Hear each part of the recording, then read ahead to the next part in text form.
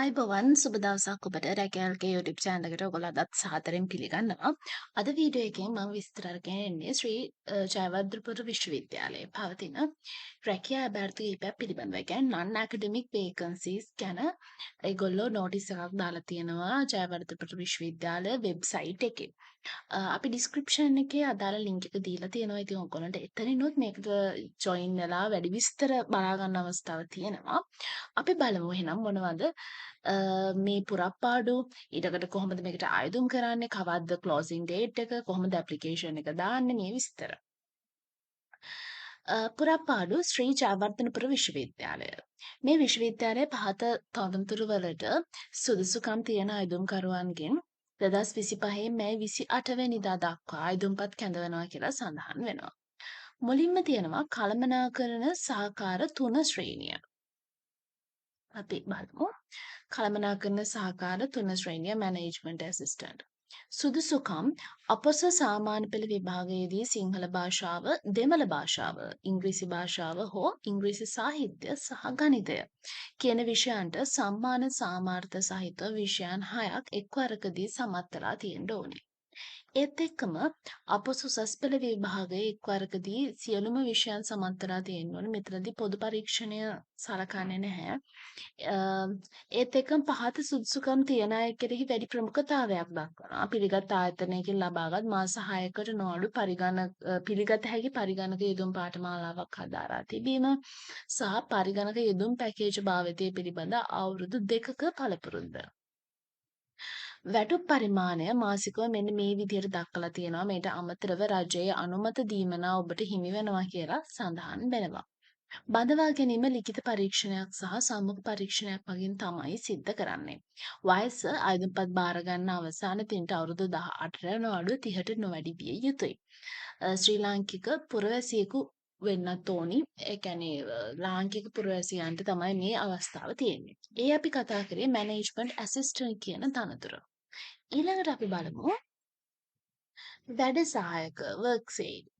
සුදුසුකම තමයි අපොස සාමාන්‍ය පෙළ විභාගයේ විෂයන් 6ක් අවමය සම්මාන සාමාර්ථ දෙකක් සහිතව උපරිම වාර දෙකකදී සමත් වී තිබීම. ඊට අමතරව ශ්‍රී ලාංකික පුරවැසියෙක් වෙන්න ඕනේ තනතුරේ රාජකාරී කරන්න සුදුසු ශාරීරික මානසික යෝග්‍යතාවයකින් ඉන්නත් ඕනේ. වැටුප් පරිමාණය මෙන්න මේ විදිහට දක්වලා තියෙනවා. වෘත්තීය පරීක්ෂණයක් සහ එහෙමත් නැත්නම් සම්මුඛ පරීක්ෂණයක් මගින් බඳවා ගැනීම සිද්ධ කරනවා. වයස අවුරුදු 18ට නොඅඩු 45ට නොවැළි විය යුතුය. ඊළඟට සුපර්වයිසර් යාන්ත්‍රික විදුලි සහ ජනනල සේවා පැවරුම් පදනම මත පරිපාලක කියලා තමයි මේ තන්ත්‍ර දෙයක් වෙන්නේ. සුදුසුකම තමයි ජාතික තාක්ෂණ සහතික හෝ සමාන සුදුසුකම් සමග අවුරුදු 3ක සේවා පළපුරුද්ද. සේවා පළපුරුද්ද ජාතික තාක්ෂණ සහතික පත්‍ර පාඨමාලාව හැදෑරීමේ කාලය තුළ ලබාගෙන තියෙන්න ඕන. එහෙම නැත්නම් දෙවරකට නොවැඩි වාර ගණනකදී අපොස සාමාන්‍ය පෙළ විභාගයේ විෂයන් 6ක් සමත් වීම සහ රජයේ දෙපාර්තමේන්තුවක පළාත් පාලන ආයතනයක හෝ පිළිගත් ඉංජිනේරු ආයතනයක අදාළ ක්ෂේත්‍රයේ පරිපාලකයෙකු වශයෙන් අවුරුදු 5ක පළපුරුද්දක් තිබීම. දීමනා සමග වැටුප රුපියල් 75000ක් කියලා තියෙනවා. බඳවා ගැනීම සම්මුඛ පරීක්ෂණයක් මගින් සිදු කරනවා. වයස අවුරුදු 18ට නොඅඩු 45ට නොවැඩි විය යුතුයි. ඊළඟට සේවා පැවරුම් කාල සීමාව කියන එකේ සඳහන් වෙනවා. පළමුව වසරක සේවා පැවරුම් කාලයක් සඳහා පත්වීම ලබා දෙන අතර කාර්ය සාධනය මත තනතුරේ සේවා කාලය දීර්ඝ කරන එක සිද්ධ කරනවා කියලා. කියන ඔයාගේ performance බලලා ඔයාට වැඩ කරන්න තියෙන කාලය එහෙම නැත්නම් ඔයාගේ පත්වීම් කාලය දිග කරන අවස්ථාව තියෙනවා. ඊළඟ තනතුර තමයි කොන්ත්‍රාත් පදනම මත රියදුරු. අපොස සාමාන්‍ය පෙළ විභාගයේ විෂයන් 6ක් අවමය සම්මාන සාමාර්ථ දෙකක් සහිතව උපරිම වාර දෙකකදී සමත් වෙලා තියෙන්න ඕනේ. බර වාහන පැදවීම සඳහා මෝටර රථ ප්‍රවාහන කොමසාරිස් ජෙනරාල්වරයා විසින් නිකුත් කරන ලද බලපත්‍රය ලබාගෙන තිබිය යුතු අතර රියදුරු බලපත්‍රය ලබා ගැනීමෙන් පස්සේ රිය පැදවීමේ අවම වශයෙන් අවුරුදු 3ක පළපුරුද්දක් තියෙන්න ඕනේ. වැටුප රුපියල් 52,715ක් දීමනා සමග කියලා කියනවා. වෘත්තීය පරීක්ෂණයක් හා සම්මුඛ පරීක්ෂණයක් මගින් බදවා ගැනීම සිද්ධ කරනවා. වයස අවුරුදු 18ට නොඅඩු 45ට නොවැඩි විය යුතුයි. කොන්ත්‍රාත් කාල සීමාව ගැන කතා කරොත් පළමු මාස 5ක කාලය කොන්ත්‍රාත් කාලයක් සඳහා පත්වීම ලබලා දෙනවා. ඔයාගේ පර්ෆෝමන්ස් බලලා ඔයා වැඩ කරන විදිහ අනුව මේ කාල සීමාව දීර්ඝ කිරීම සිද්ධ කරනවා කියලා සඳහන් වෙනවා. ඊළඟට කොන්ත්‍රාත් පදනම මත පුස්තකාල තොරතුරු සහකාර ලයිබ්‍රරි ඉන්ෆර්මේෂන් ඇසිස්ටන්ට් සුදුසුකම් තමයි සාමාන්‍ය පෙළ විභාගයේදී සිංහල භාෂාව හෝ දෙමළ භාෂාව, ඉංග්‍රීසි භාෂාව හෝ ඉංග්‍රීසි සාහිත්‍ය සහ ගණිතය කියන විෂයන්ට සම්මාන සාමාර්ථ සහිත විෂයන් 6ක් එක්වරකදී සමත් වී තියෙන්න ඕනේ. ඊළඟට අපොස උසස් පෙළ විභාගය එක්වරකදී සියලු විෂයන් සමත් වෙලා තියෙන්න ඕනේ. මෙතනදී පොදු පරීක්ෂණය සලකන්නේ නැතුව ඉතුරු විෂයන් ගැන තමයි කතා කරන්නේ. ඒත් එක්කම මෙන්න මේ විෂයයන් නැත්නම් මේ සුදුසුකම් තියන අයට වැඩි අවස්ථාවක් හිමි වෙනවා කියලා තියෙනවා.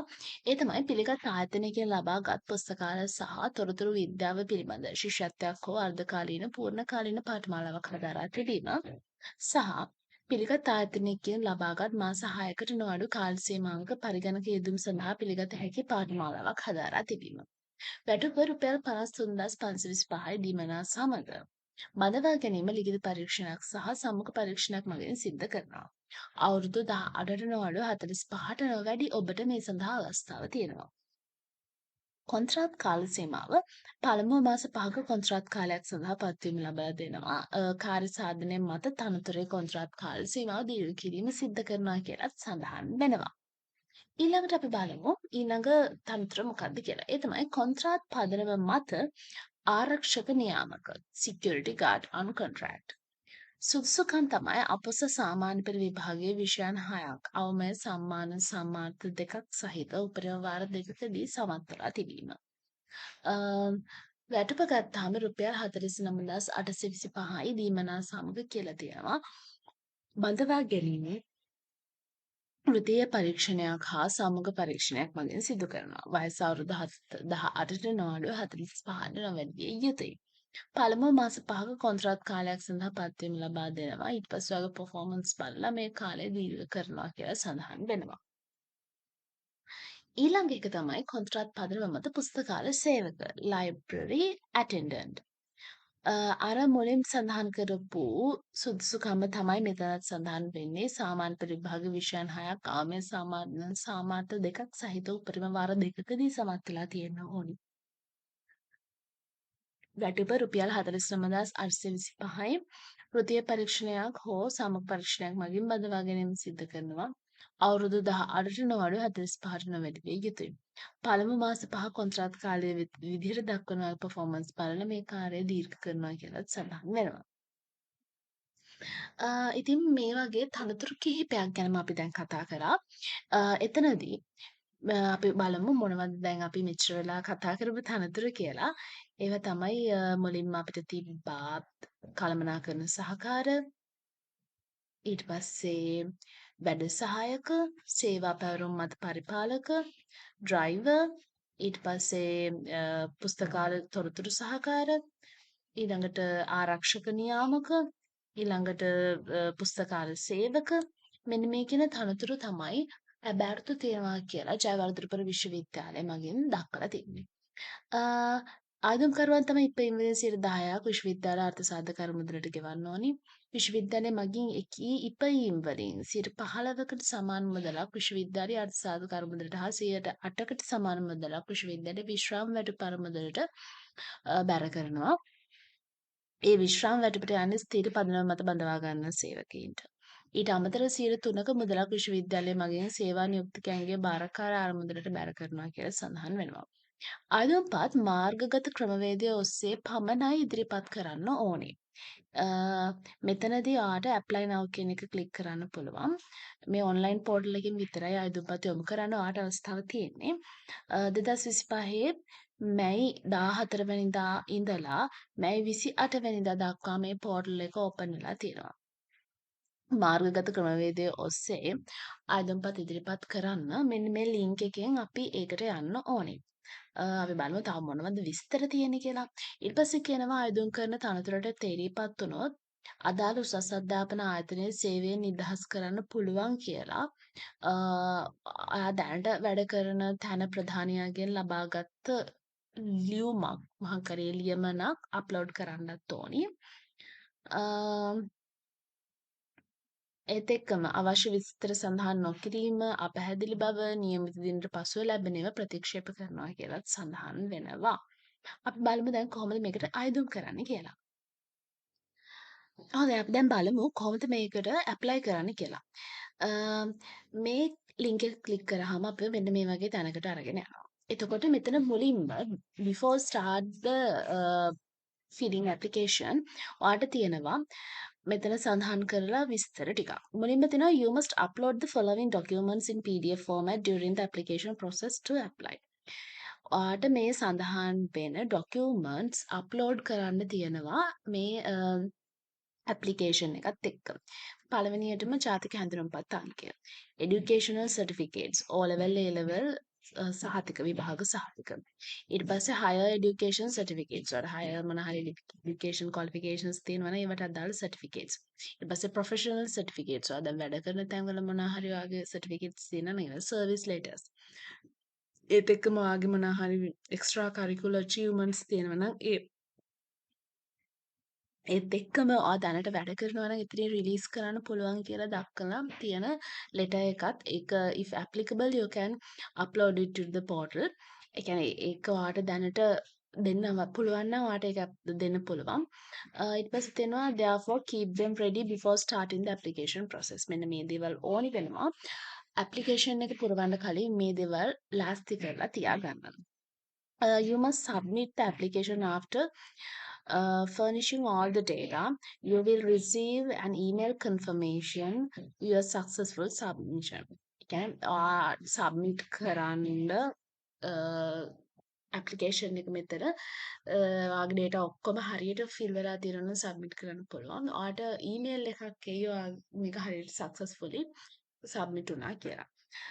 You will not able to edit the application after submitting. Submit කරලා පස්සේ application එක ඔයාට edit කරන්න බෑ. Read the instruction for more information regarding the application process and the prerequisites කියලා තමයි තියෙන්නේ. අපි බලමු instructions click කරාම මොනවද එන්නේ කියලා. මෙන්න මේ වගේ විස්තර ගොඩක් එනවා ඔයාට කොහොමද ඇප්ලයි කරන්න ඕනි ඊට පස්සේ ස්ට්‍රක්චර් එක මොනවද මේ what are the documents I should upload මෙන්න මේ documents මොනවද කියලා තියෙනවා ඊට පස්සේ will I see a response to my application can I apply for more than one post yes you can apply for multiple vacancies however you will need to submit a separate application for each post ඔයාට දැන් මෙතන අපි application කිහිපයක් දාන්න කතාව විස්තර කරා. ඒ කියන්නේ වේකන්සිස් කිහිපයක්ම තිබෙනවා. ඔයාලට මෙතන එකකට වඩා ඇප්ලයි කරන්න පුළුවන්. හැබැයි මේ හැම එකකටම ඇප්ලිකේෂන් එක ෆිල් කරන්න ඕනේ. ඒ කියන්නේ ඔයා කළමනාකරන සහකාර අයදුම් කරනවා නම් ඒකට ඇප්ලිකේෂන් එකක් වෙනම දාන්න ඕනේ. ඊට පස්සේ තව ලයිබ්‍රරි එක සම්බන්ධ තිබු මොකක් හරි වේකන්සි එකකට දානවා නම් ඒකට වෙනම ඇප්ලිකේෂන් එකක් ඔයා ෆිල් කරන්න ඕනේ. අන්න ඒ විදිහට. මේක එතනින් ඔයාලට බලා ගන්න පුළුවන් තව මොනවද ඇප්ලිකේෂන් එකට අදාළ ඉන්ස්ට්‍රක්ෂන්ස් කියලා. ඊට පස්සේ අපි බලමු start the application process කියන එක. ඊට පස්සේ මෙතන තියෙනවා ඒ අපිට තිබ්බ වේකන්සිස් 7ක් තිබ්බනේ අපි කතා කරන්නේ මෙන්න මේ විදිහට. ඒ 7 ගැනම විස්තර තියෙනවා. ඉතින් ඔයාට අපි හිතමු දැන් ඔයා මෙතන මැනේජ්මන්ට් ඇසිස්ටන්ට් කියන එකට ඇප්ලයි කරන්න හදනවා කියලා. මේ තියෙන මැනේජ්මන්ට් ඇසිස්ටන්ට් කියන එකට ඇප්ලයි කරන්න හදනවා නම් මේකේ ඇප්ලයි now කියන එක ඔයා ක්ලික් කරන්න ඕනේ. එතකොට ඔයා මෙතෙන්ට ඔයාගේ NIC නම්බර් එක සහ මොබයිල් නම්බර් එක මුලින් දෙන්න ඕනේ. ඉතින් අතෙන්ට ඔයාගේ NIC නම්බර් එකයි ටෙලිෆෝන් නම්බර් එකයි දුන්නාම ඔයාව මෙන්න මේ වගේ තැනකට අරගෙන යනවා. දැන් මම මැනේජ්මන්ට් ඇසිස්ටන්ට් කියන එකටනේ ෆිල් කරන්න කියලා හැදුවේ. ඒකට ඇප්ලයි කරන්නනේ. ඉතින් මෙතන ඔයාගේ ටයිටල් එක ඊට පස්සේ ඉනිෂියල් එක නම ඊට පස්සේ ඉනිෂියල් වලින් මොනවද කියවෙන්නේ කියන එක ඊට පස්සේ telephone numbers email address NIC number ඊට පස්සේ ඇඩ්‍රස් එක පර්මනන්ට් ඇඩ්‍රස් එක මොන හරි පෝස්ටල් ඇඩ්‍රස් එක ඔයාගේ උපන්දිනය ඊට පස්සේ ඔයාගේ A level O level results මොනවද කියන ඒවා A level කොහොමද ඒ මොනවාද අනිත් ඔයාලට තියෙන এডুকেෂන් ක්වොලිෆිකේෂන්ස් වලට අදාළ ඒවා ඊට පස්සේ මේ වගේ විස්තර දැන් මේ සර්ටිෆිකේට්ස් අප්ලෝඩ් කරන්න ඔයාලට තියෙනවා. ඒක තමයි අර මුලින්ම කියලා තිබ්බේ මේවා රෙඩි කරලා තියාගන්න කියලා. ඉතින් මෙන්න මේ විදිහට ඔයාගේ විස්තර ටික මෙතෙන්ට ෆිල් කරන්න. ඊට පස්සේ ඔක්කොම හරියට බලලා නැවතත් චෙක් කරලා මෙතන සබ්මිට් කියන බටන් එක ක්ලික් කරන්න. අ, මේක සබ්මිට් කරාට පස්සේ ඔයාට ආපහු වෙනස් කරන්න බෑ. ඒ හින්දා ඔක්කොම ටික ආපහු බලලා මෙතන සබ්මිට් කියන බටන් එක ක්ලික් කරන්න. ඉතින් මේ තමයි අද අපි ඔයගලන්ට විස්තර අරගෙන එන්නේ ශ්‍රී ජයවර්ධනපුර විශ්වවිද්‍යාලයේ තනතුරු 7ක් සඳහා පවතින රැකියා බැත් පිළිබඳ විස්තර. ඉතින් ඔයා හිතනවා නම් ඔයාගේ යාළුවන්ටත් මේක දැනගන්න තිබ්බනම් හොඳයි කියලා ඒගොල්ලන්ටත් ෂෙයා කරන්න. ඒත් එක්කම අපිව සබ්ස්ක්‍රයිබ් කරන්න තවදුරටත් විස්තර දැනගන්න. අ, එහෙනම් තවත් දවසක හමු වෙමු.